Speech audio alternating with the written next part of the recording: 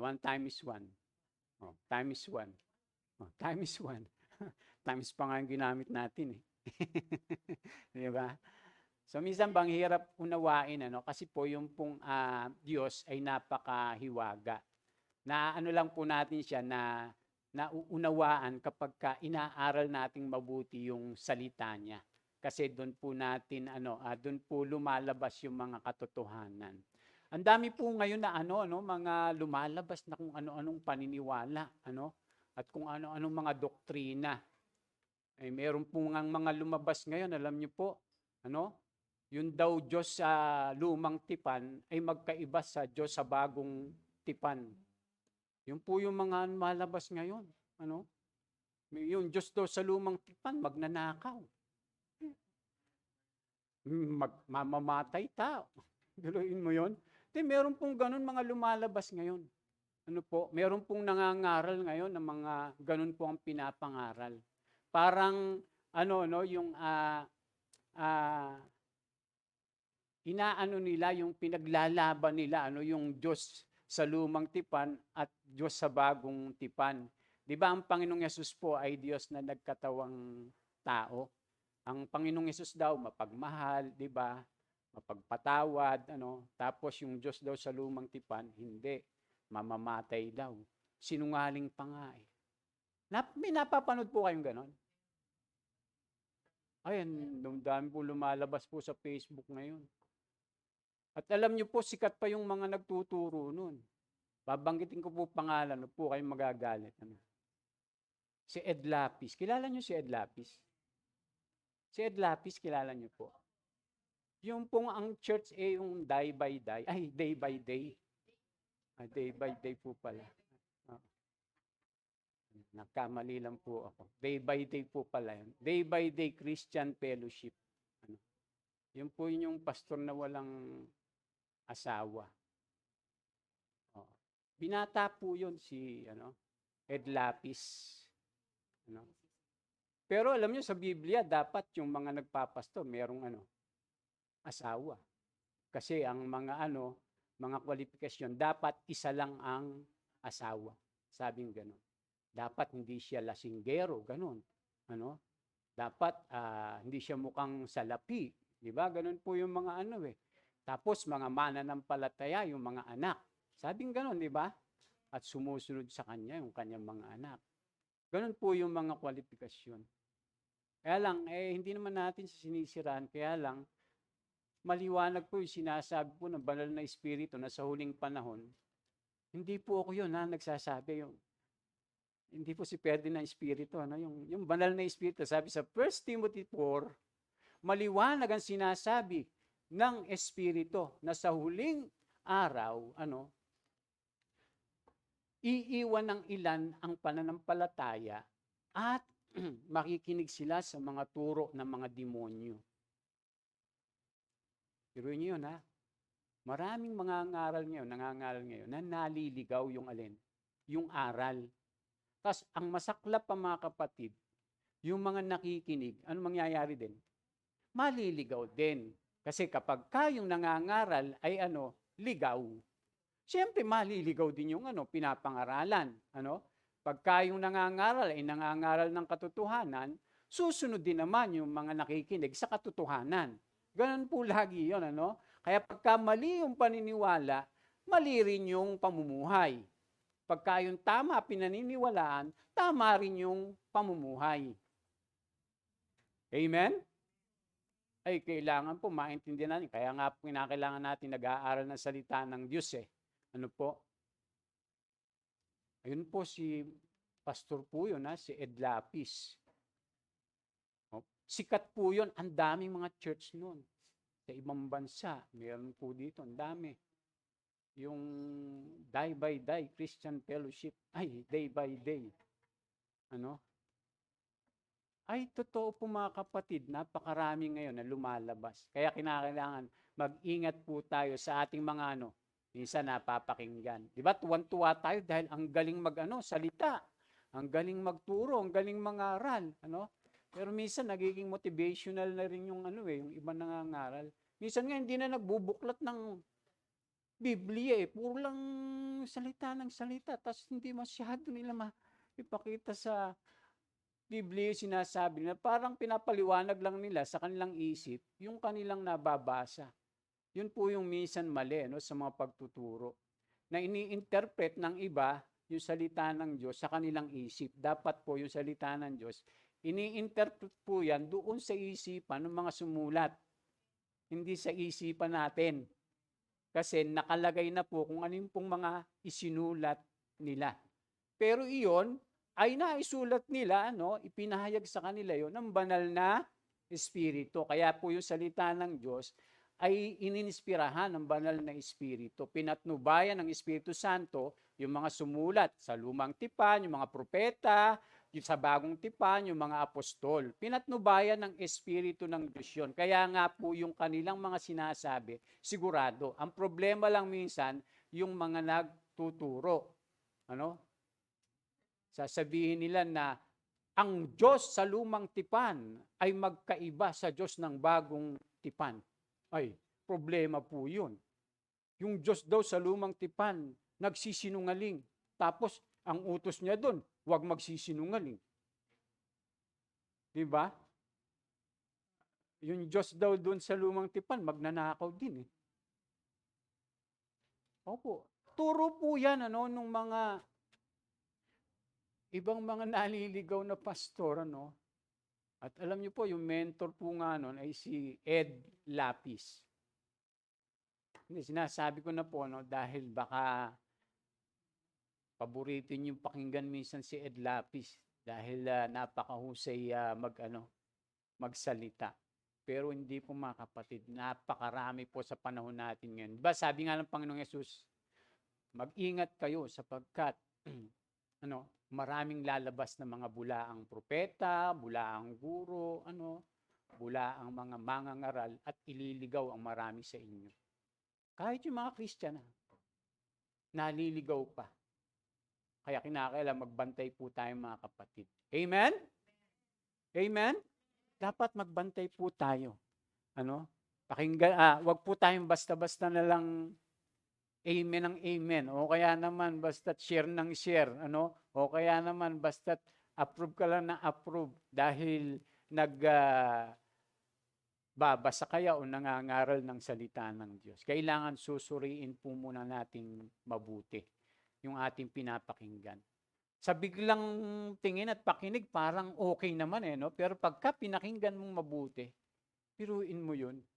Tapos yung may nangangaral pa, na ini-interpret nila, lalo na doon sa Genesis, puro kabastusan yung mga pakahulugan nila, doon sa pagkakasala po na nangyari sa tao. Nung pinapakinggan ko nga, minsan naisip ko, masahol pa sa gay bar tong simbahan na ito. Ay sa gay bar, pagka kita mo yung mga bakla, pag nagkwentuhan, puro kabastusan. Tapos pastor ka, mangangaral ka sa harapan ng pulpito, puro kabastusan yung pinapangaral mo. Ang klase yun. Malalaman mo talagang laman ng puso ng taong yun ay marumi. Dahil bakit? Siyempre, kung anong bukang bibig, siyang laman ng dibdib.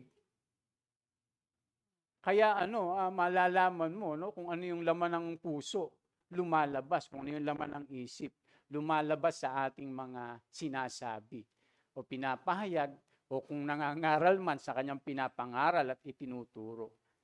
Kaya madaling malaman po mga kapatid kung anong laman ng puso ng tao sa kanyang sinasalita at sa kanyang mga ginagawa. Lumalabas po yung lahat, mga kapatid. Amen? Paalala lang po, pinapaalalahan ko lang po kayo. Pero hindi po yun ang ating topic. Dahil masyadong sikat na po yung na yun. Yung mga lumalabas na na yun. Maigi rin po yun, nalalantad. Kasi kung hindi po malalantad yun, ay baka marami pang maligaw.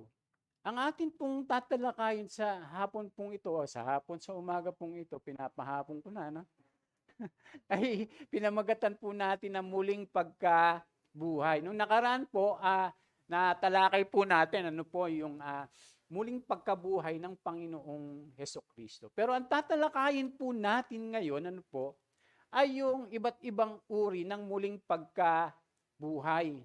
Ano po? O yung dalawang uri ng muling pagkabuhay. At ang atin pong teksto ay nandito po sa Matthew 27:51 hanggang 53. Ayan. So basahin po natin ng sabay-sabay yung malakas, 1, 2, 3. Muling sumigaw si Jesus ng malakas at siya'y nalagutan ng hininga. Biglang nahati ang tabing ng templo mula sa itaas hanggang sa ibaba. Nayanig ang lupa at nabiyak ang mga bato. Nabuksan ang mga libingan at muling nabuhay ang maraming banal na namatay. Lumabas sila ng libingan at nang muling mabuhay si Jesus, sila'y pumasok sa banal na lungsod at do'y marami ang nakakita sa kanila. O kita nyo, di ba? Nung ang Panginoong Yesus, sabing gano'n, ano po, nung siya'y nakapako niya sa krus. Ang sabi, nung muli sumigaw si Jesus ng malakas at siya'y nalagutan ng hininga. Tapos, ang sabi diyan, biglang nahati ang tabing ng templo mula sa itaas. Pero yun, alam niyo po, yung ano na yon, yung kortina na yon, napakapal po nun. Yung kortina ng templo na yon. Pero ang nakapagtataka, biglang nahati, sabi pong ganon. Mula sa itaas hanggang sa ibaba. Tapos nayanig yung lupa at nabiyak ang mga bato. Nabuksan ng mga libingan at muling nabuhay ang maraming banal na namatay. At kung yung mapapansin, ang sabi, lumabas sila ng libingan at nang muling mabuhay si Jesus. Sabing ganon. Sila'y pumasok sa banal na lungsod at dooy marami ang nakakita sa kanila. So yung literal silang nabuhay. Tapos, napakita sila. Sabing ganon. Sa mga tao. Talaga nabuhay sila, mga kapatid. Ano po? Kaya magtataka kayo, dito sa dito sa ating binasa na ito. Kaya kinakailangan maunawaan po natin, yung mga uri, o yung tinatawag na dalawang uri. Marami kasi uri ng muling pagkabuhay na itinuturo po ang Biblia. Hindi lamang po, yung pong muling pagkabuhay ng ating Panginoong Hesukristo.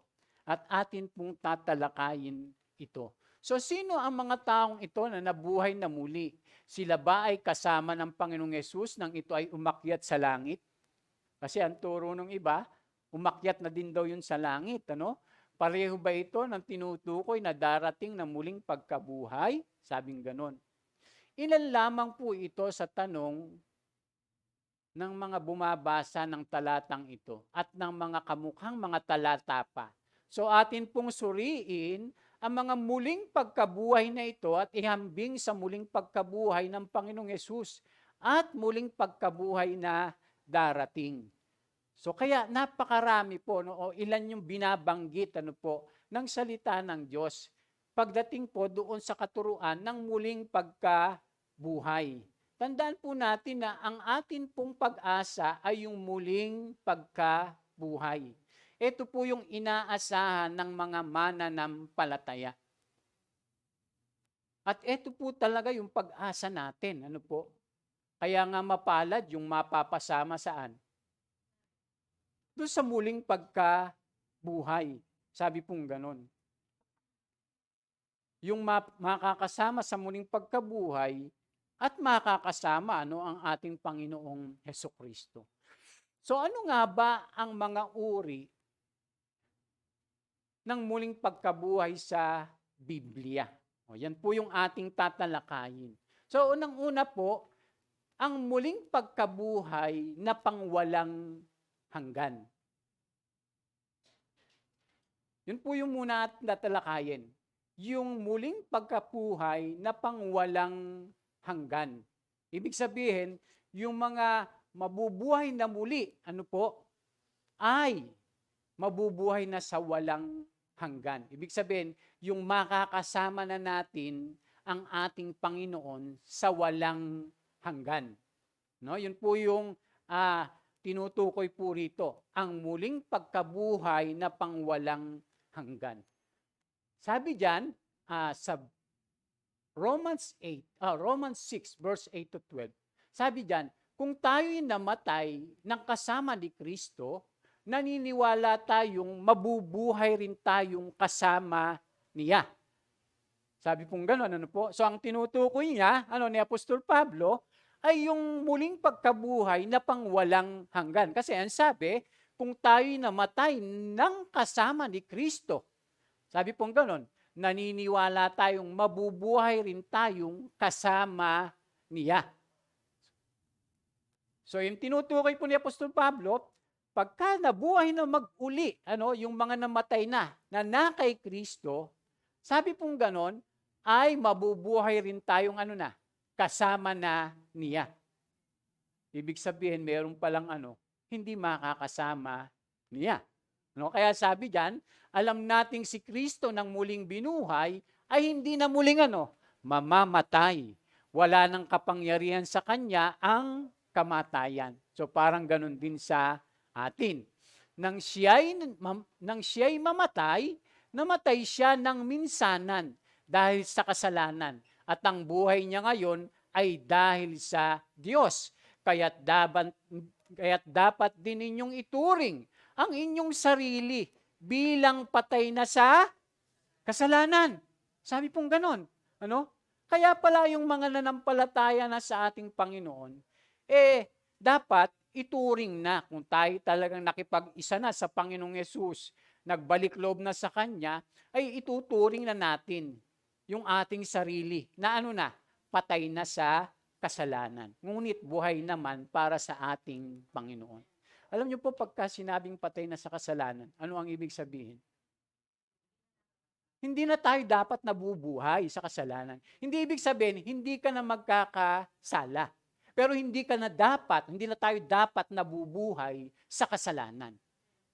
May posibilidad pa na magkasala tayo. Kaya nga sabi ng Biblia, kung tayo may magkasala, tayo po ay humingi ng tawad. Siya'y tapat naman at banal at tayo'y patatawarin. Pero hindi pwedeng tayo ay nananatili sa kasalanan.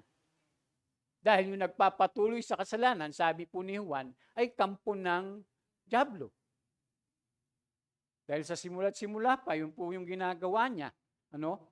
Hindi pwedeng sinasabi natin nananampalataya tayo sa Diyos, tapos namumuhay tayo sa kasalanan. Tapos sasabihin natin, hindi pastor, okay lang yun, nasa mundo pa tayo Kaya talagang dapat nabubuhay pa rin tayo rito ng gano'n. Mali po yun, mga kapatid. Pinalaya na nga po tayo ng ating Panginoon Ano bang bunga ng kasalanan? Kita niyo po, mga kapatid. So, ibig sabihin, once na yung tao ay nagpapatuloy sa kasalanan, ano mangyayari sa kanya? Mapapahamak siya. Pero yung mga nakay Kristo na, tinatalikuran na yung kasalanan. At nagsisikap ng mamuhay at sumunod sa ating Panginoong Hesukristo. Kaya nabanggit po ni Apostol Pablo yan, na kaya't dapat ninyong ituring ang inyong sarili bilang patay na sa kasalanan. Ngunit, buhay naman dahil sa Diyos. Kaya yung buhay po natin ngayon, dapat ay ginagamit na natin. Para kanino? Sa Diyos. Hindi na sa sanlibutan o para sa masama o sa dyablo kaya. Yung iba po, paniwala ay basta pastor, nanampalataya na tayo sa Panginoon. Sabi ng Biblia, by faith alone, yung ganon. Ay, mga kapatid, tandaan natin, ang dyablo man. Sabi ng Biblia, nananampalataya ka sa Diyos, totoo yan. Ang demonyo man ay nananampalataya rin. Kung ganon, kung ang pananampalataya lang magliligtas, maliligtas din yung demonyo. Parang ganon lalabas po yun Kaya dapat inuunawa nating mabuti yung salita ng Panginoon. Hindi natin pwedeng basta gagamit. Ay sabi ng Biblia, pastor, sumampalataya ka lang, maliligtas ka na. Ang sabi po ni James, ang demonyo man, nananampalataya rin, nanginginig pa. Baka mas maligtas pa yon. Bakit? May panginginig pa. Ikaw, wala.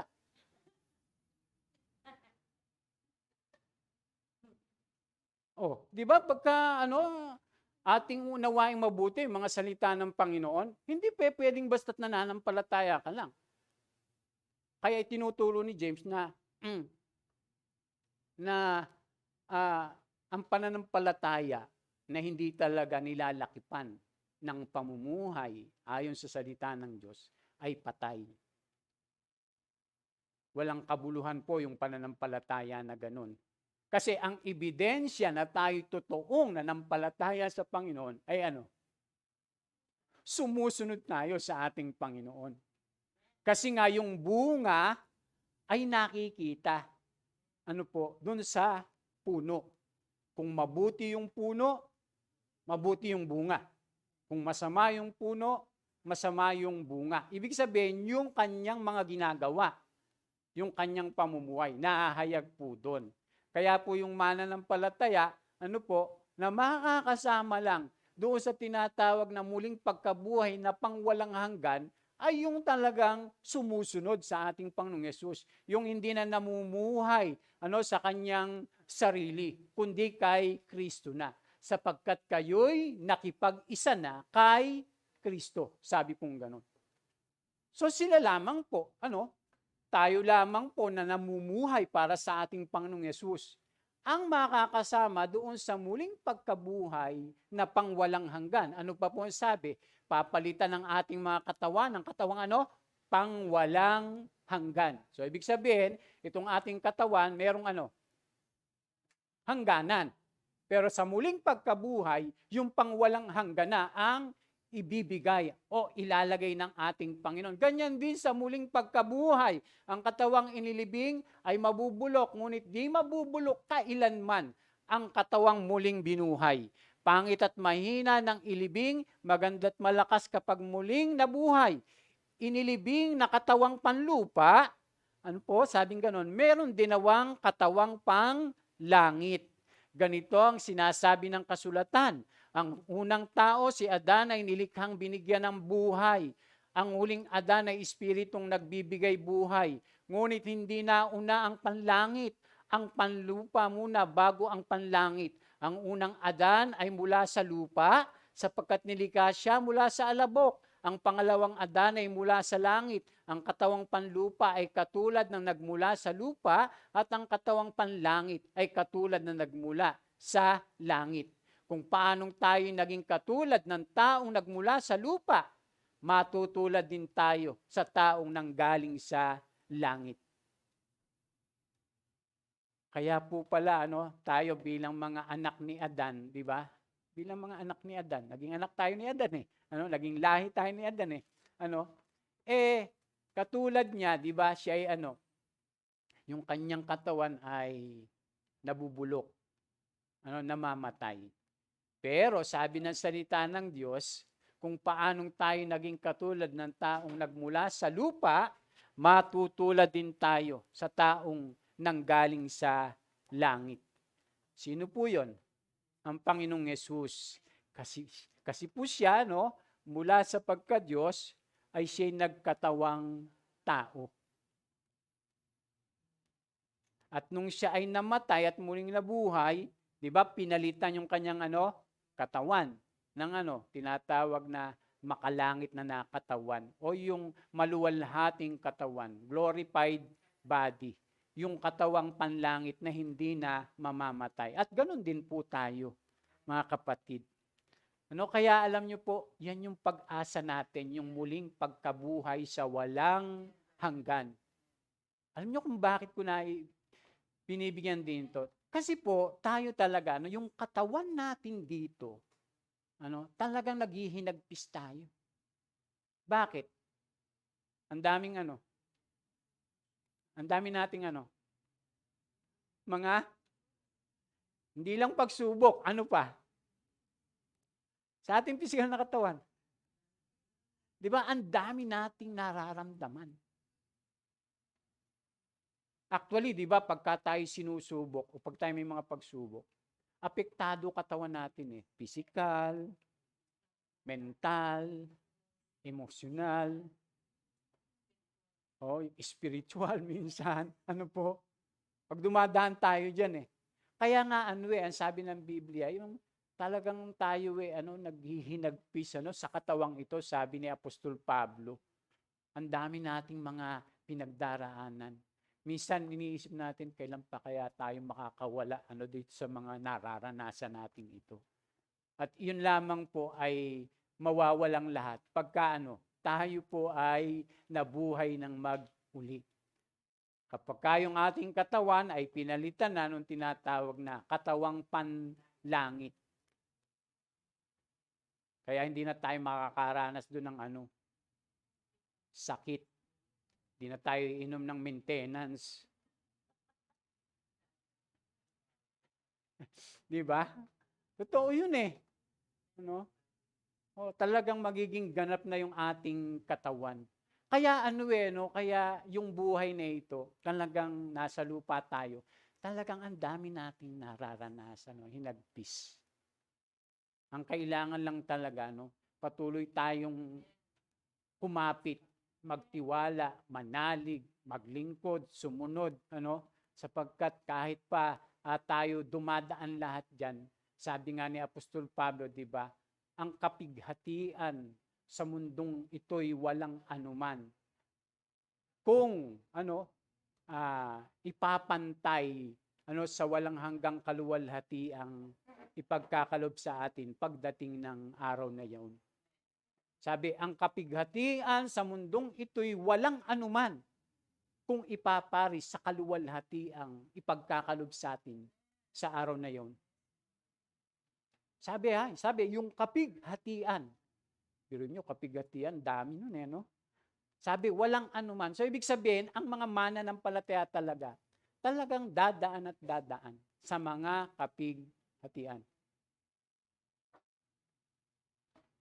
Dapat tanggap natin na meron talagang kapighatian.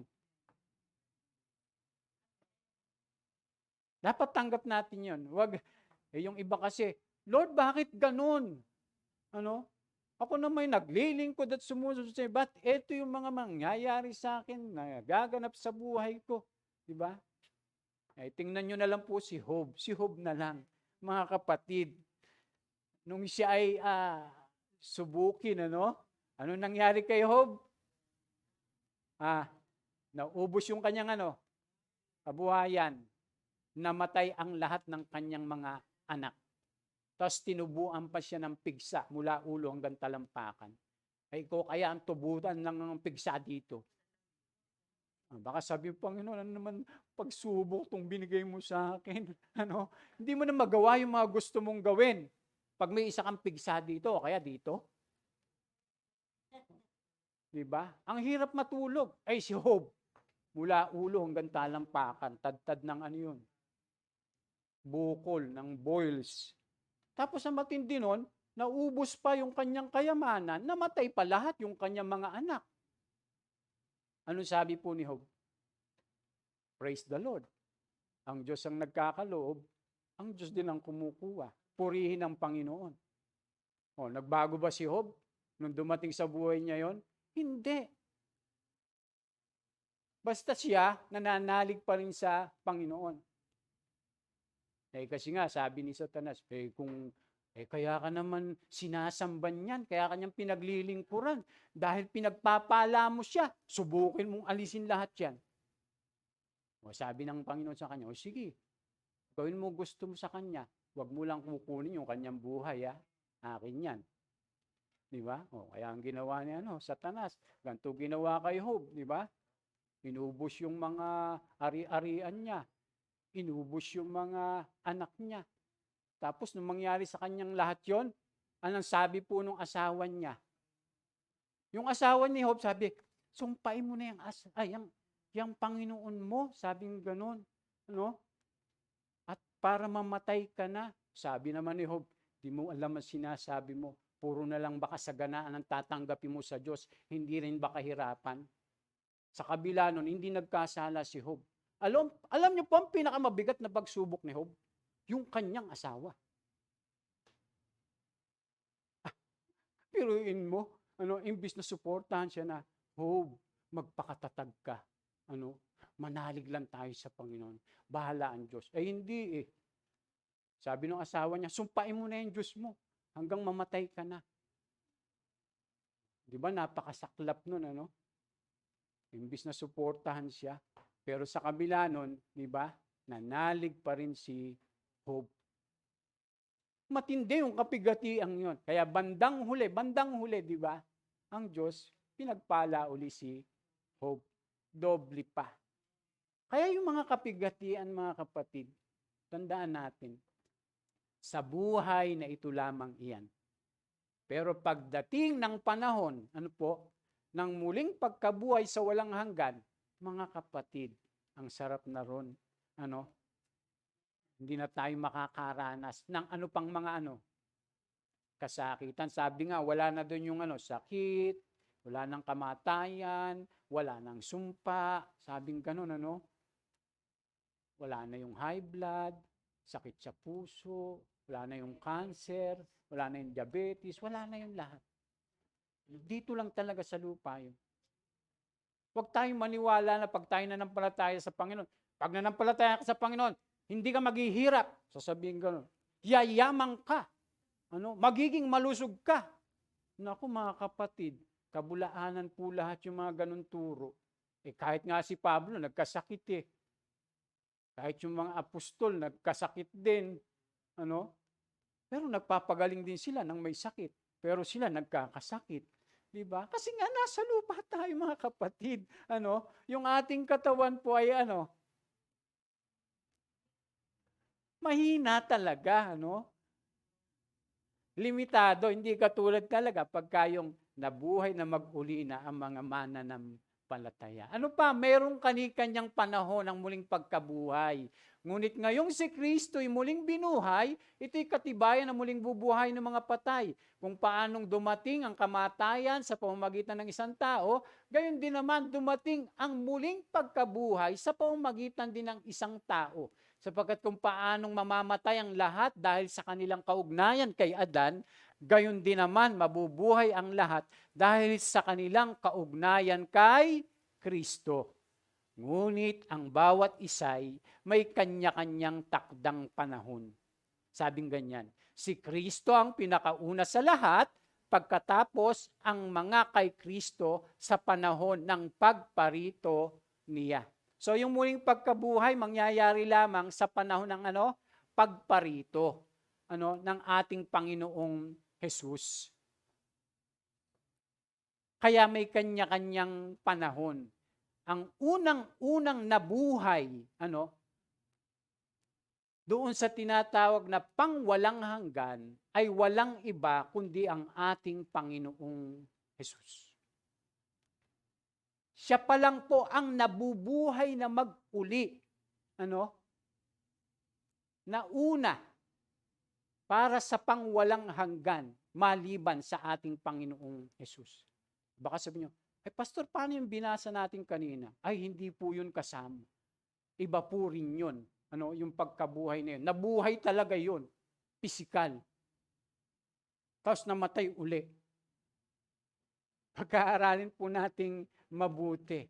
So, wala pang ibang nabuhay na muli na pangwalang hanggan maliban sa Panginoong Yesus lamang. Maliban sa Panginoong Yesus, lahat ng mga nabuhay na muli sa kasaysayan ay muli ring namatay. Panginoong Yesus pa lang ang nabuhay na mag-uli na pangwalang hanggan. Lahat ng nabuhay na mag-uli sa kasaysayan, namatay uli. Ang Panginoong Yesus pa lamang po ang nakaranas unang-una. So yung muling pagkabuhay sa pagbabalik ng Panginoong Yesus, kaya mga kapatid, nais naming malaman ninyo na ang katotohanan tungkol sa mga namatay na upang hindi kayo magdalamhati tulad ng mga taong walang pag-asa. Kita niyo po? Ang binabanggit, kapag ka ikaw wala ka kay Kristo, wala ka kaugnayan sa Panginoong Yesus, hindi ka nakikipag-isa sa Kanya, hindi ka sumusunod sa Kanya, wala kang pag-asa. Yung na kay Kristo lamang ang sabi. Kaya ang sabi, tulad ng mga taong walang pag-asa. Dahil naniniwala tayong si Jesus ay namatay, muling nabuhay, naniniwala din tayong bubuhayin ng Diyos ang lahat ng namatay na sumasampalataya kay Jesus upang isama sa Kanya. Yun sa muling pagbalik niya. Ang sabi, yung namatay lang na nananampalataya sa Kanya. Kaya sabi po doon sa 15, ito ang katuruan ng Panginoon na sinasabi namin sa inyo, tayo mga nabubuhay pa, tayo mga natitira pa, hanggang sa pagparito ng Panginoon ay hindi mauuna sa mga namatay na. So, ibig sabihin, pag pumarito ng Panginoon, ang mauuna talaga yung mga namatay. Sa Panginoon, yung mga namatay kay Kristo, namatay na naglilingkod kay Kristo, namatay na sumusunod sa ating Panginoong Yesus. Sa muli niyang pagparito, ang mauuna yung mga namatay na. Sila muna yung muling bubuhayin. Siyempre, kung buhay ka, hindi ka na bubuhayin. Babaguhin ka lang, sabi ng salita ng Panginoon, babaguhin lang tayo. Kaya sabi doon, sa araw na iyon, kasabay ng malakas na utos ng tinig ng arkanghel, ano yun? Sa araw na iyon, ibig sabihin, sa araw ng pagparito ng Panginoong Yesus, kasabay ng malakas na utos ng tinig ng arkanghel, at ang tunog ng trumpeta ng Diyos, bababa ang Panginoon mula sa langit. Ang mga namatay na sumasampalataya kay Kristo ay bubuhayin muna. At ang sabi diyan, pagkatapos tayo namang mga buhay pa at natitira ay titipunin sa alapaap kasama ng mga binuhay upang salubungin ng Panginoon sa himpapawid. Sa gayon, makakapiling na natin siya magpakailanman. Kaya pangwalang hanggan. Yung muling pagkabuhay na binabanggit, pangwalang hanggan. Kasi pagka tayo po, dumating ang Panginoong Yesus, tayo'y nauna na sa iba, bubuhayin tayo, yung mga buhay naman ay babaguhin at makakasama na natin ang Panginoon magpakailanman. Kasi nga po, yung muling pagkabuhay na tinutukoy dito ay yung pangwalang hanggang pagkabuhay. Amen? Ayan, po? Kaya dapat gawin natin talagang motibasyon din ito sa atin pong pagsunod, sa ating paglilingkod. Na huwag tayong tumigil, huwag tayong magsasawa, huwag tayong susuko. Kasi meron tayong inaasahan sa Panginoon. Kasi pag tayo sumuko, tumalikod, masasayang yung ating sinimulan. Sabi nga, pag tayo humawak sa araro, huwag na tayong lilingon pa. Huwag tayong magdalawang isip, mga kapatid, sa ating ginagawang paglilingkod at pagsunod sa ating Panginoon. Amen? Kasi po, tapat po yung nangako sa atin. Sabi diyan, sa isang kisap mata, mangyayari po yan.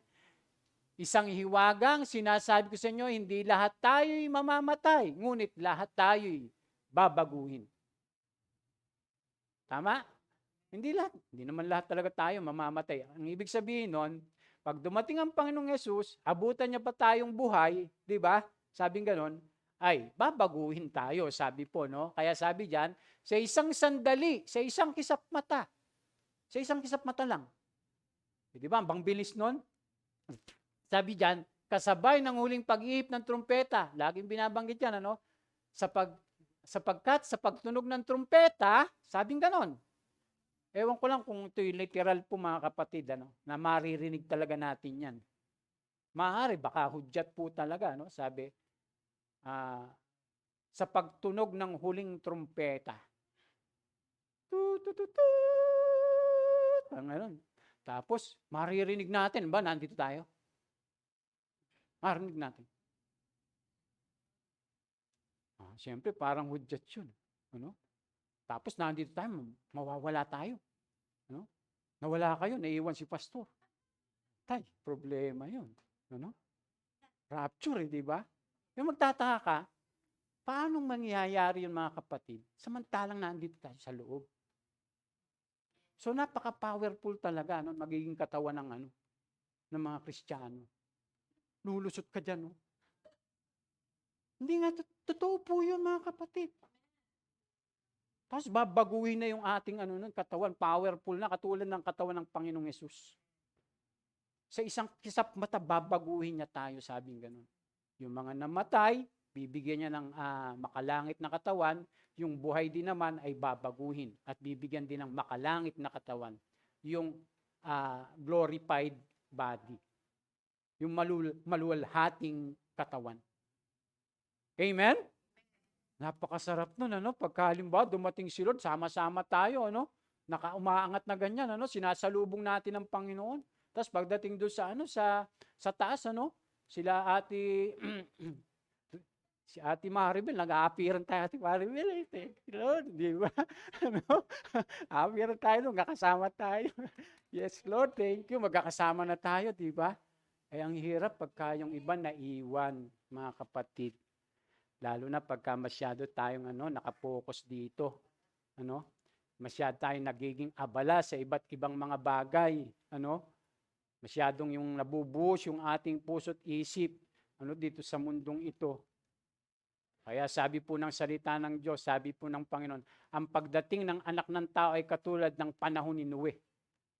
Ang tao nagkakainan, nagiinuman, nag-aasawa, hanggang sa dumating yung baha at namatay silang lahat. Ganon din ang pagbalik ng anak ng tao. Yung parang normal na daloy ng buhay. Mga busy yung tao, naandun sa Jubilee, nasa Jollibee, kakainan doon, nasa McDo, nasa McDolibee, di ba? Tapos may kanya-kanya tayong buhay, nag-aasawa yung iba, ganon. Tapos biglang darating ang Panginoon na hindi natin inaasahan. Kaya sabi ng Biblia, magbantay kayo. Kasi ang pagbalik ng anak ng tao ay katulad sa isang magnanakaw. Kaya lang, ang ginawa ng iba ngayon turo, ang Panginoon daw ay magnanakaw. Magkaiba po yun. Sabi ng Biblia, ang pagbalik ng anak ng tao ay katulad ng isang magnanakaw. Hindi yung ang pagbalik ng Panginoon ay katulad ng magnanakaw. Parang pagbalik ng Panginoon, yung magnanakaw, parang gano'n. Ang tinutukoy lang po doon, kasi pag bumalik ang Panginoon, hindi nga natin alam. Para yung magnanakaw. Lang naman kumatok sa iyo yun. Ora, pwede ba ako magnakaw sa inyo? Wala naman ganun magnanakaw. Ganun din ang pagbalik ng ating Panginoong Yesus. Hindi natin alam kung anong araw, anong oras, kung gabi ba yan, o hapon ba yan, o madaling araw. Ang kinakailangan lamang po ay lagi tayong maging handa sapagkat di nga natin alam. Paano tayo magiging handa, mga kapatid? Sa pagbalik ng Panginoon. Lagi tayong gising. Teka, mahintay yung pagdating ng Panginoon. Sabi ni Pastor, laging handa. Hindi natutulog, di ako matulog. Ganun ba? Paano po tayo nagiging handa at magiging handa sa pagbalik ng Panginoon? Dapat namumuhay tayo, na sumusunod sa Panginoon. Hindi yung iisipin na, ay, Pastor, matagal pa naman siguro darating si Lord. Kaya, hindi ko na muna gagawin yan. Siguro sa mga 2050 pa siya dadating. Diba? Minsan ganun tayo mag-isip, parang yung sinasabi ng Panginoong Yesus doon sa mga talinahaga na yung Panginoon niya at saka yung alipin, binigyan yung mga alipin ng mga salapi, tapos pinagkatiwala sa kanila, yung isa doon, sabi niya, di pa naman siguro dadating si Lord, yung aming Panginoon, teka, lalasing muna ako, papakasarap muna ako, gagawin ko muna yung mga gusto ko, hanggang sa dumating, yung kanyang Panginoon. At siya'y pinagsulit. Anong ginawa mo doon sa binigay ko sa iyo? Wala po. Tinago ko lang. Lahat po tayo meron pong ipinagkatiwala ang Diyos. Ito simple lang, yung buhay. Yung hininga. Yung lakas. Di ba? Simple lang po yung sinabi ko, mga kapatid. Hindi po atin yan. Paano natin dapat ginagamit yan? Di ba? Saan mo siya ginagamit? Di ba? E paano kung meron ka pang talino, galing, husay, talento, abilidad?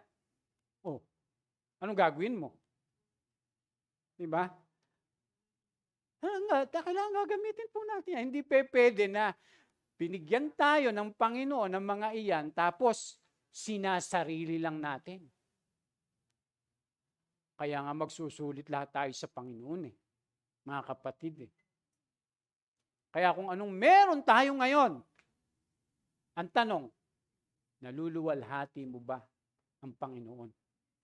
Napaparangalan ba ang ating Panginoon sa mga bagay na yan? Kaya sa isang sandali, sa isang kisap mata, kasabay ng huling pag-ihip ng trumpeta, sapagkat sa pagtunog ng trumpeta, ang mga patay ay muling bubuhayin at di na muling mamamatay. Babaguhin tayong lahat. Sabi, babaguhin tayong lahat. Sabi ganun, ang ating katawang nabubulok ay mapapalitan ng hindi nabubulok. Ang katawang namamatay ay mapapalitan ng katawang hindi namamatay.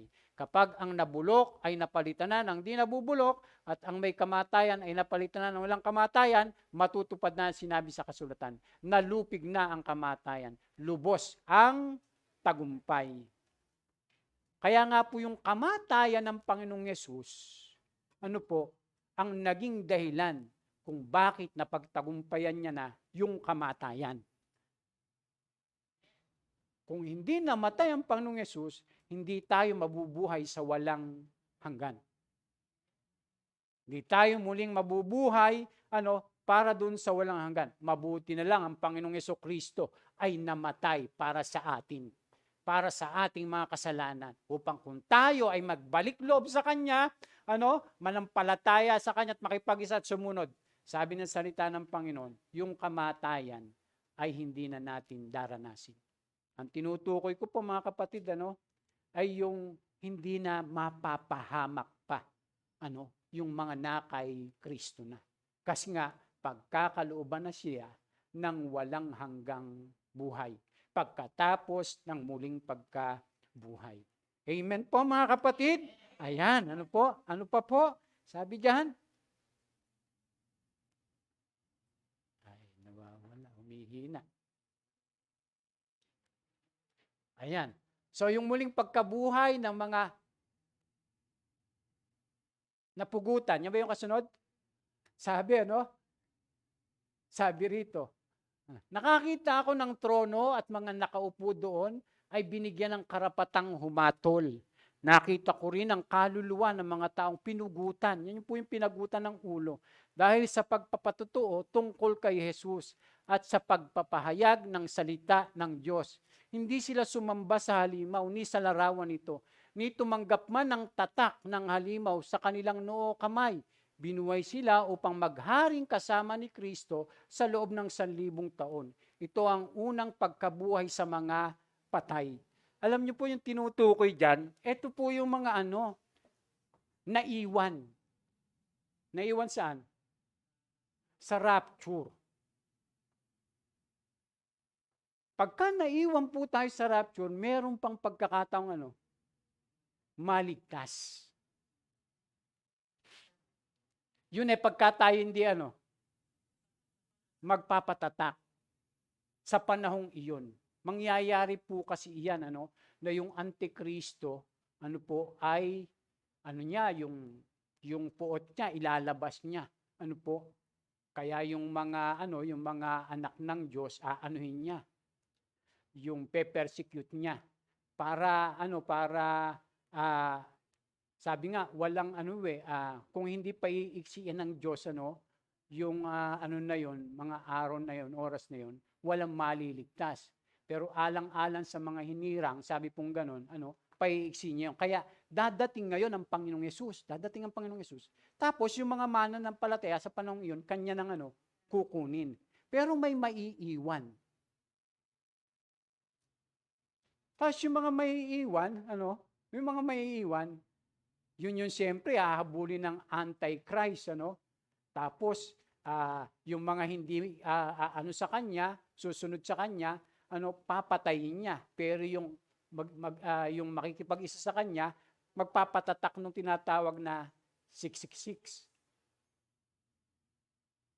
Kaya yung hindi magpapatatak, pupugutan niya ng ulo. Sa panahong iyon. Sa panahong iyon, mga kapatid. Kaya yung mga hindi magpapatatak ng panahong iyon, di papatayin sila, pupugutan ng ulo. Ayan, makakasama sila dito. Sabi diyan, sabi ko, nakita ko rin ang mga kaluluwa ng mga taong pinugutan dahil sa pagpapatuo tungkol kay Jesus at sa pagpahayag ng salita ng Diyos. Hindi sila sumamba sa halimaw ni sa larawan nito. Ni tumanggap man ang tatak ng halimaw sa kanilang noo kamay. Binuhay sila upang magharing kasama ni Kristo sa loob ng 1,000 taon. Ito ang unang pagkabuhay sa mga patay. Sabi kong gano'n, ang iba pang mga patay ay bubuhayin din pagkaraan ng 1,000 taon. Mapalad at lubos na pinagpala ang mga nakasama sa unang pagbuhay sa mga patay. Walang kapangyarihan sa kanila ang pangalawang kamatayan. Sila'y magiging mga pari ng Diyos at ni Kristo at maghahari silang kasama niya sa loob ng 1,000 taon. Sabi pong ganun. Kaya kinakailangan po siguruhin natin na makasama tayo. Alam niyo po, talagang merong maiiwan. Doon sa tinatawag na pagbalik ng Panginoong Jesus. Pero dahil tayo nga po, halimbawa, yung naiwan, alam mo kasi yung aral tungkol doon sa tinatawag na 666, sa panahong iyon, mag-iisip ka. Mag-iisip ka kung magpapatata ka, o magpapapugot ng ulo. Sa panahon pong iyon, alam niyo po kung bakit? Sa panahong iyon, talagang matindi yung kapighatian. Kasi kahit na nagtatrabaho ka, kung wala kang tatak, hindi ka makakapagtrabaho. Kahit negosyante ka, kung wala kang tatak, hindi ka makakapagnegosyo. Kung ikaw ay kung ano man yung mga gusto mong bumili sa isang hindi ka makakabili kung wala kang tatak. Kaya malalaman ka agad na hindi to Kristiyano to, mananampalataya to, huulihin ka. Nung panahong iyon. Paano yun? Kung pipilitin ka, siyempre, anuhin ka Kumbaga, papipiliin ka Kaya anong gagawin mo? Di ba sa panahong iyon? Kaya kinakailangan po talaga mga kapatid, na magpakatatag tayo. Pero siguruhin natin, ang makasama tayo doon saan? Doon sa rapture. Actually, pag sinabing unang pagkabuhay, marami po ibig sabihin yan. Magkakasama. Kasama po rin ito. Kasama po doon sa unang pagkabuhay, ang unang-unang pagkabuhay, di ba? Ang Panginoong Yesus. Di ba? Yung pagbalik ng Panginoong Yesus, di ba masasabi din natin yun na unang pagkabuhay. Kasama pa rin po ito nun. Nung tinatawag na unang pagkabuhay. Mga kapatid. Kaya dapat atin pong siguruhin na pag dumating ang ating Panginoong Jesucristo, ay makakasama talaga tayo. Pero bakit yung iba? Hindi. Hindi Baka hindi nakahanda talaga. Kaya nga po yung mga yon ay masesave pa rin. Kahit na dumating pa yung matinding kapighatian. Yung tinatawag sa panahon na yun na Great Tribulation. Makaka-experience tayo sandali nun. Kaya nga kung hindi pa iiksiin ng Diyos, di ba?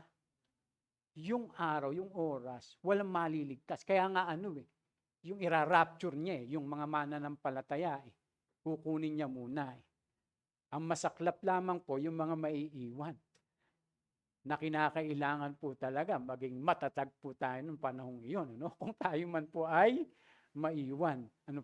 Pero lahat po iyan ay mangyayari. Dahil sinasabi po yan. Kaya sabi, mapalad, sabing ganon. At lubos na pinagpala ang mga nakasama sa unang pagbuhay sa mga patay. Tingnan niyo po di ba nung dumating ang Panginoong Yesus, tapos muling nabuhay yung mga patay, tapos eto rin, mga kapatid, yung binabanggit. Kaya sabi diyan, walang kapangyarihan sa kanila ang pangalawang kamatayan. Kasi nga, muli na silang nabuhay, nabuhay sila para sa pangwalang hanggan. Sabi diyan, walang kapangyarihan sa kanilang pangalawang kamatayan, sila'y magiging mga pari ng Diyos at ni Kristo at mag-aari silang kasama niya sa loob ng 1,000 taon. Sabi diyan, at ito yung muling pagkabuhay naman na binabanggit. Ano po? Ito po'y pangwalang hanggan din, yung muling pagkabuhay. Sabi diyan, pagkatapos nito, nakita ko ang isang malaking tronong puti at ang nakaupo doon, naglaho ang lupa't langit sa kanyang harapan at hindi na nakita pang muli. Kaya lang, ibang klaseng pangwalang hanggan to. Sabi diyan, nakita kong nakatayo sa harap ng trono ang mga namatay, maging dakila at hamak, at binuksan ang mga aklat. Binuksan ang iba pang aklat, ang aklat ng buhay, hinatulan ang mga patay ayon sa kanilang ginawa, batay sa nakasulat sa mga aklat. So, ito po, binuhay din po itong muli. Lahat ng mga taong namatay. Dakila man o hamak, mayaman man o mahirap, presidente man yan, o ordinaryo man yan, senador man yan, o congressman, o ordinaryo man, yung mga namatay, bubuhayin muli. Lahat ng mga namatay, bubuhayin muli po yun. Kaya lang, itong tinatawag na to, judgment na to, ay para dali naman sa walang hanggang kamatayan o yung kapahamakan. Binuhay silang muli para hatulan at parusahan. Kaya mapapansin nyo, sabi doon sa verse 13, iniluwan ng dagat ang mga patay na naroroon. Ay alam nyo, milyon-milyon na namamatay dyan sa dagat. So ibig sabihin, lahat na namatay doon, bubuhayin. Yun po yung ibig sabihin niyan. Tapos susunod, iniluwa din ng kamatayan at ng daigdig ng mga patay ang nakalagak sa kanila. Alin yun? Yung nasa impyerno. Bubuhayin din yun. Pastor, patay na yun, nasa impyerno na nga. Hindi po, yung katawan nila ang bubuhayin at isasama po doon sa kanilang kaluluwa at espiritu. Sabi po dyan, kaya nga sabi, iniluwa ng dagat ang mga patay na naroroon. So lahat ng mga namamatay doon sa dagat, kahit nagkahiwa-hiwalay pa yun, dahil kinain ng pating, lahat po yun mabubuhay, yung kanilang physical na katawan. Yun po yung ibig sabihin nun. Ganon din yung mga nasa impyerno, iniluwa din ng kamatayan, ng daigdig ng mga patay, ang mga nakalagak sa kanila. Kasi po, bubuhayin din yung katawan nun. Kaya nga ang sabi, hinatulan ang lahat ayon sa kanilang mga ginawa. So lahat sila ay bubuhayin. Kaya lang sa pangwalang hanggang kapahamakan. Kaya ang sabi, pagkatapos ay tinapon din sa lawa ng apoy ang kamatayan at ang daigdig ng mga patay. Sabi pong ganon. Ang lawa ng apoy ay pangalawang kamatayan. Pangwalang hanggan yun. Muli din silang binuhay, kaya lang para sila'y dalhin sa pangwalang hanggang kapahamakan. Hindi katulad yung ating mga tinatalakay kanina, kapag tayo ay muling binuhay, dadali naman tayo ng Panginoon sa pangwalang hanggang buhay. At hindi na tayo makakaranas pa ng kamatayan. So tinapon sa lawa ng apoy ang sino mang hindi nakasulat ang pangalan sa aklat ng buhay. Ay siguradong wala ang pangalan nila dyan. Tapos hinatulan sila ayon din sa kanilang mga ginawa, mga kapatid. Yan po yung pagkabuhay na muli sa pangwalang hanggan. Susunod, malapit na po tayo. So yung unang lagom, dahil sa Panginoong Yesus, ang lahat ng mga tao, nilipi ni Adan, mananampalataya man o hindi, ay mabubuhay ng muling pagkabuhay na pangwalang hanggan. Hindi na sila mamamatay. Mga kapatid. Tapos, bagaman at hindi naman pareho ang patutunguhan, lahat ay magpapalit ng katawang pangwalang hanggan. katawang hindi nabubulok at hindi namamatay, kung saan man sila ilalagak, doon sila sa walang hanggan. Kaya alam niyo po, pagka naandun na sa walang hanggang kapahamakan, di ba? Ang sabi ng Biblia, di ba may uod na hindi namamatay? Nabasa niyo na po ba yon? Tapos magngangalit ang kanilang mga ngipin. Sabing ganon. Yun yung pong larawan ng impyerno o ng tinatawag na lake of fire. Pero yun mo, meron kang katawan na inuuod, tapos yung inuuod, hindi rin namamatay. Sabi ng salita ng Diyos. Ganun katindi po, no? Tapos akala nung iba, yung impyerno o yung dagat-dagapat ng apoy, ano lang, yung kwentong barbero lang. Hindi po mga kapatid. Bakit naman po mamamatay pa ang Panginoong Hesus sa krus kung hindi totoo yung tinatawag na buhay na wala hanggan at saka yung kapahamakang wala hanggan? Bakit pa siya magpapakahirap? Para sa atin. At kung hindi totoo yung walang hanggan, Kaya nga sabi ng Panginoong Hesus, kung ang mata mo ang mag-isa ng iyong pagkakasala, dukutin mo. Mabuti pang mapunta ka sa langit ng isang mata mo kaysa mapunta ang buong katawan sa impyerno. Sabing gano'n. Pinaan ng Panginoong Hesus yun, yung itinuturo. Kaya yung ating tinatalakay mga kapatid, tunay pong lahat yan. Kaya sabi po dyan, mabubuhay ang lahat sa kani-kaniyang panahon. Ang Panginoong Hesus ang una, ang mga nanampalataya sa Kanya ang ikalawa, at ang lahat ng natirang hindi mananampalataya ang ikatlo, kasama ng mga nangamatay sa 1,000 taon, mananampalataya man o hindi.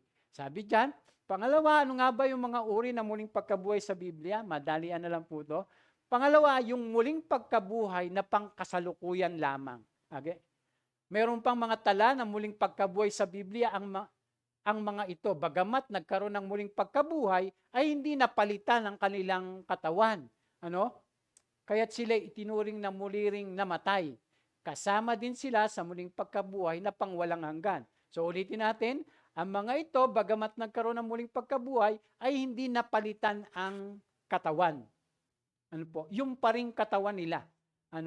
Yung kanilang katawan, nung sila ay mabuhay. Hindi katulad yung una, pinalitan yung mga katawan, na hindi na nabubulok. Sabi diyan, una yung anak ng balo sa repta, yung kay Elias. Sabi diyan, hindi, ito na lang po para hindi mahaba.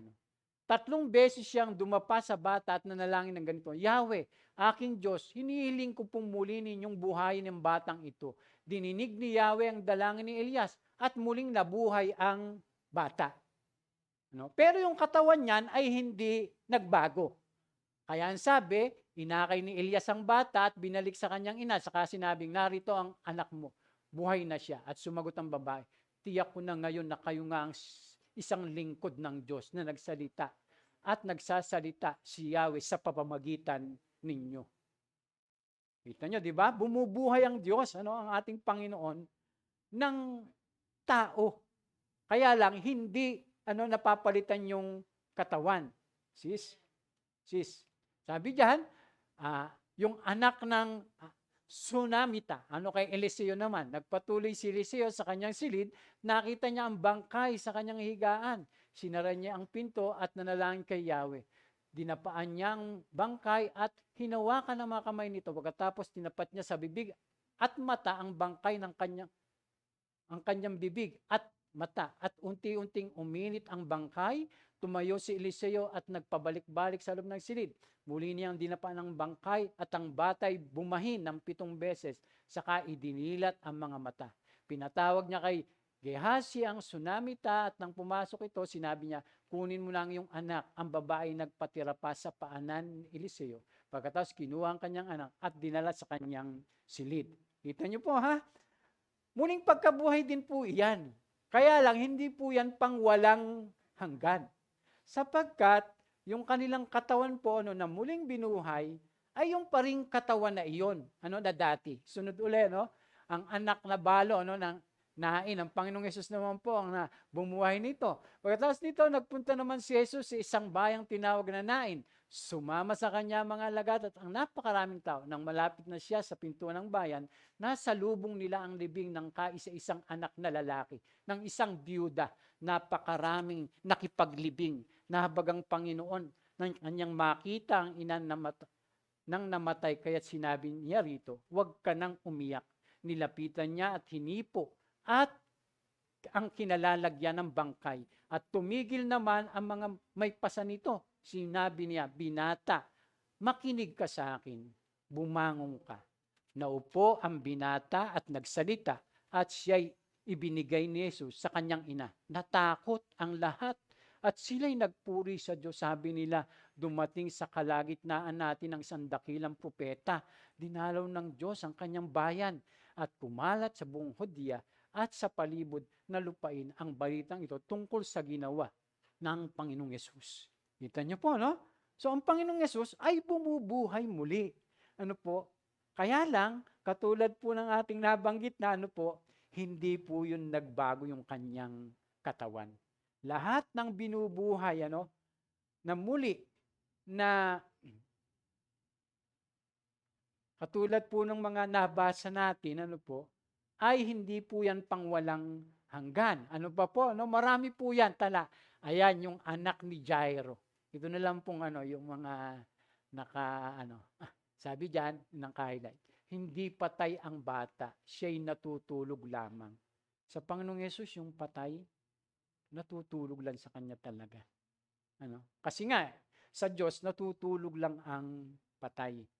Kahit kahit bulok na, natutulog lang sa kanya. Kasi nga, dadating ang araw, di ba, maririnig nila yung tinig ng Diyos. At yung mga patay ay muling mabubuhay. Kakaiba talaga ang Panginoon natin, Dahil sa sinabi niya, pinagtawanan siya ng mga tao. Subalit pinalabas niya ang lahat maliban sa 3 alagad at sa kanyang mga magulang ng bata at pumasok sila sa kinaroroonan ng bata. Hinawakan ni Jesus ang kamay ng bata at sinabi, Talita kum, nang ibig sabihin, ining, bumangon ka. Noon di bumangon ang bata at lumakad at labis na namanga ang lahat. Ang batang ito 12 taong gulang. Ayan, literal po yan na nabuhay.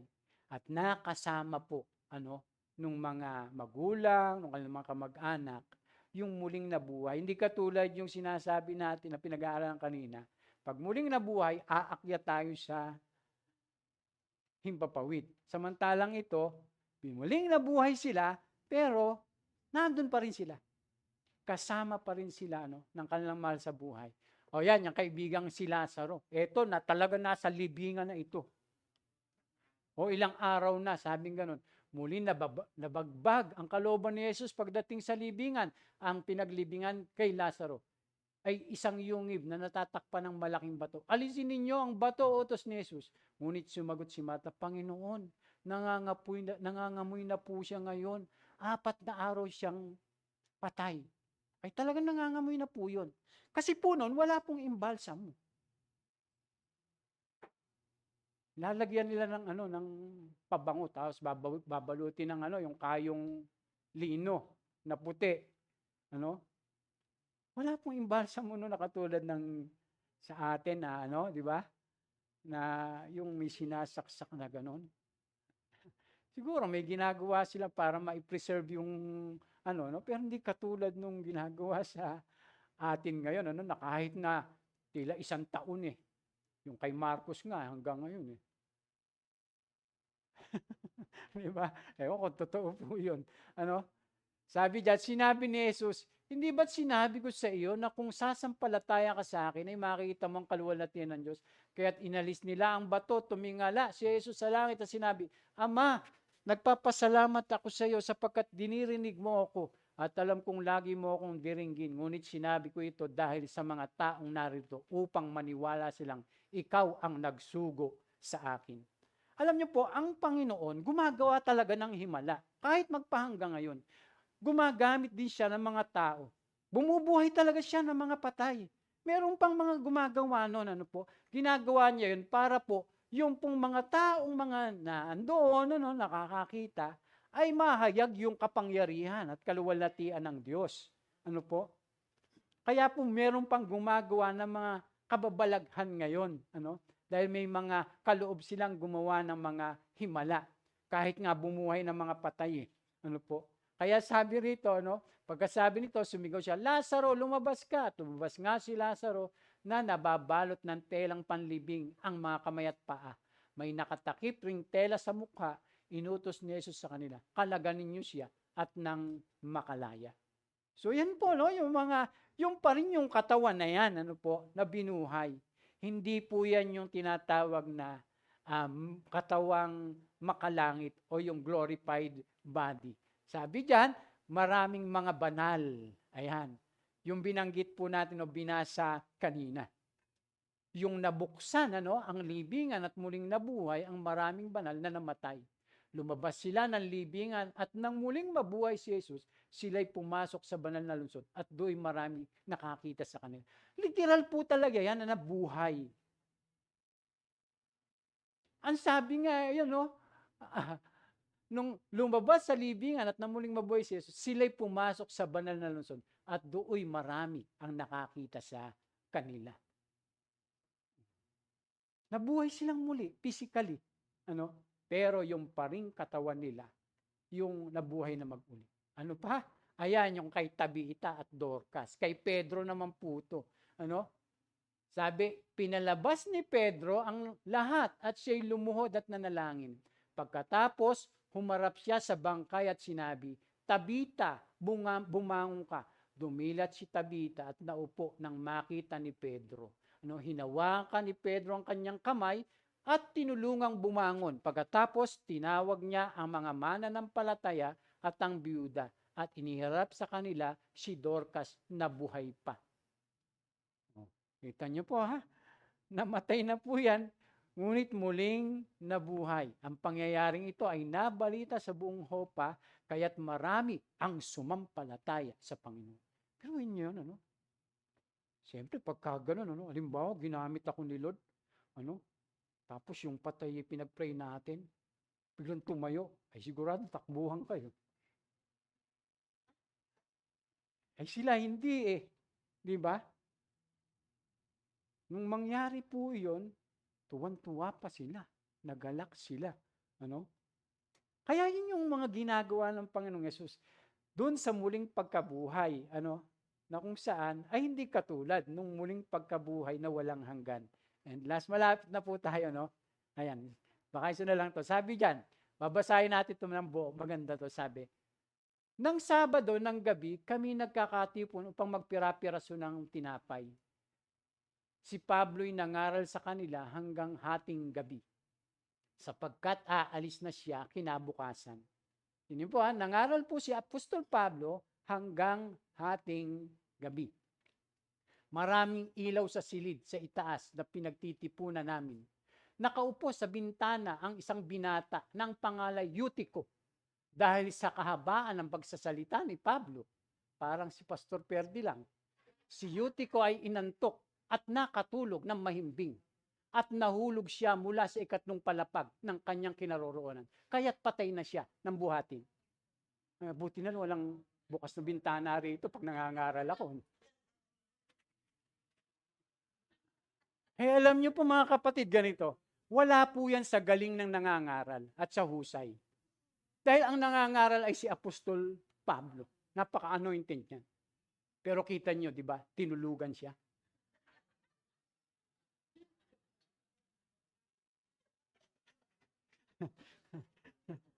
Tinulugan siya. Pero si Apostol Pablo yung nangangaral. Ako pa kaya yung nangangaral. Kaya yung iba dyan, kung talagang tayo, yung pagsaba nating ginagawa, ay gusto nating malugod ang Panginoon, ay wala yan doon sa nangangaral. Pag gusto nating makinig, kung gusto nating maluwalhati siya, kung pag tayo nandito, ay dapat mag-focus po tayo. Hindi yun, nandito tayo.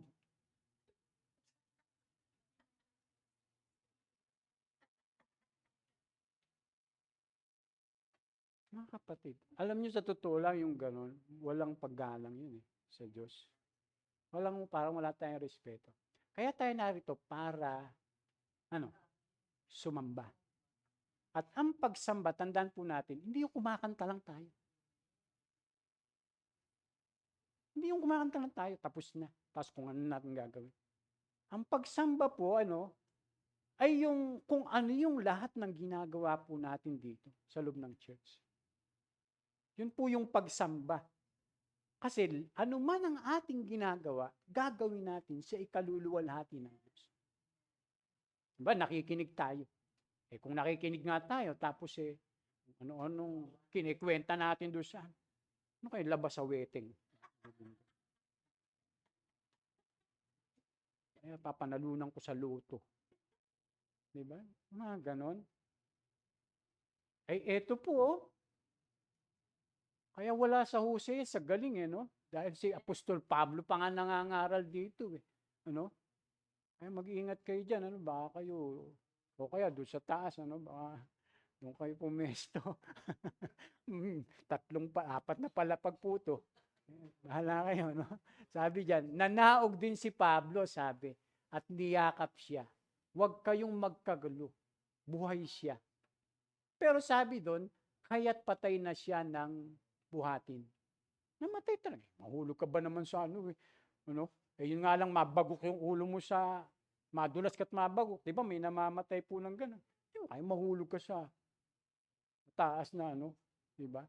Tapos sabi diyan, mulang pumanik si Pablo, sabi, nanawag din si Pablo at niyakap siya, huwag kayong magkagulo, buhay siya. Niyakap niya lang yun, Daming ganon. Muling pumanik si Pablo at nagpira-piraso ng tinapay. Tapos, nagpatuloy siya sa pangal sa kanila hanggang mag-umaga. Intindi talaga ni Pablo, Tapos, kayo, inip na inip sa akin. Samantala si Pablo, hanggang mag-uumaga pa. Ang binata naman ay buhay na inihatid sa kanyang bahay at ito'y nagdulot sa kanila ng malaking kaaliwan. Amen? Kita nyo na mga kapatid, di ba? Kaya huwag kayo naiinip, 12:00 pa lang. Si Pablo hanggang umaga. Lahat pong iyan, ay muling nabuhay. Physically po yun, Pero yun yung dati pa rin nilang katawan. Mga kapatid. Kaya yun yung dalawang uri ng pagkabuhay, o yung mga uri ng pagkabuhay na itinuturo ng salita ng Diyos. Yung una, yung pangwalang hanggan. Ano yung susunod? Pangkasalukuyan lang, yung sumusunod. Kaya kung may mga nabubuhay man uli, ngayon, ng physical, naipanalangin o pinaghimalaan ng Diyos, pangkasalukuyan lang yon na pagkabuhay. Mga kapatid, So maraming mga ibang nabuhay na muli mula sa kamatayan, ngunit sila ay binalik lamang sa dati nilang mga katawan. Sila ay nabuhay pa at muli ring namatay upang buhayin muli sa pangwalang hanggan. Kaiba sa mga ito ang muling pagkabuhay ng Panginoong Yesus sapagkat siya ay hindi na mamamatay. Napalitan ang kanyang katawan, ang katawang pangwalang hanggan, ganito rin ang inaasam ng bawat sumasampalataya sa Panginoong Yesus ay sila ay matulad sa Kanya sa muling pagkabuhay.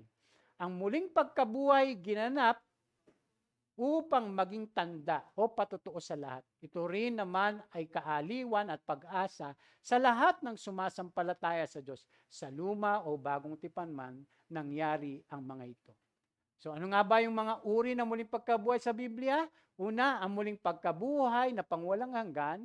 Pangalawa, ang muling pagkabuhay na pangkasalukuyan lamang. At sabi diyan, bilang hikayat, magpasalamat tayo sa Diyos sapagkat tayo binigyan niya ng tagumpay sa pamamagitan ng Panginoong Hesukristo. Kaya nga minamahal ko mga kapatid, magpakatatag kayo at huwag matitinag. Sabing ganon. Para sinasabi ni Apostol Pablo, kaya nga mga kapatid, kahit ano pang mangyari, kahit ano pang pinagdadaanan natin, kahit ano pang hirap, ano pang pagsubok, ang sabi niya, magpakatatag kayo at huwag matitinag.